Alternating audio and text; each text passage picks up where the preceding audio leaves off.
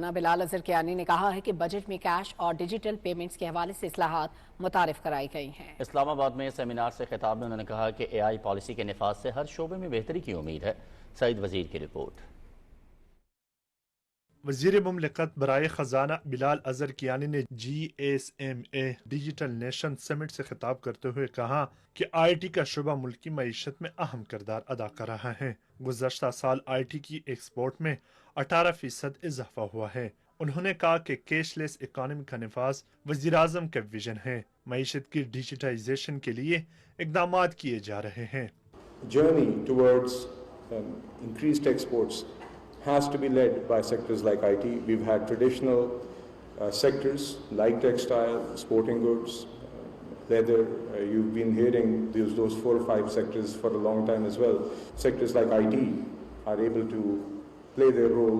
We are able to unlock their potential in order to ensure that they can play their part. This is the low-hanging fruit as far as the export story of the country is concerned. वज़ीर मुमलिकत बिलाल अजहर कियानी ने कहा कि इक्तिसादी इस्तेहकाम हुकूमत की कामयाबी है। हमारे मजमूही ज़र मुबादला के ज़खायर $20 अरब तक पहुँच गए हैं। उन्होंने कहा कि हमारी कोशिश है कि मईशत में बेहतरी के असरात आम आदमी तक मुंतकिल हों। Foreign exchange reserves are healthy. We obviously want them to improve further.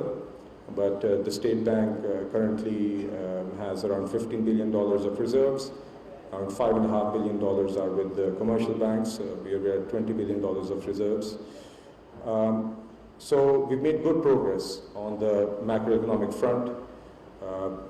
And I think the idea now is, and the objective now is, which the Prime Minister mentions repeatedly, is that we want to have a permanent solution to these IMF programs. Chairman PTA major general retired Hafeezur Rehman समेत दीगर मुकर्रीन ने summit से खिताब करते हुए कहा कि वज़ीर-ए-आज़म डिजिटल इंफ्रास्ट्रक्चर के हवाले से बहुत ज्यादा पुरअज़म हैं।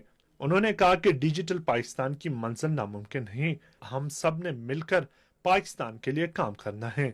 सईद वजीर, पाकिस्तान टेलीविजन न्यूज़, इस्लामाबाद।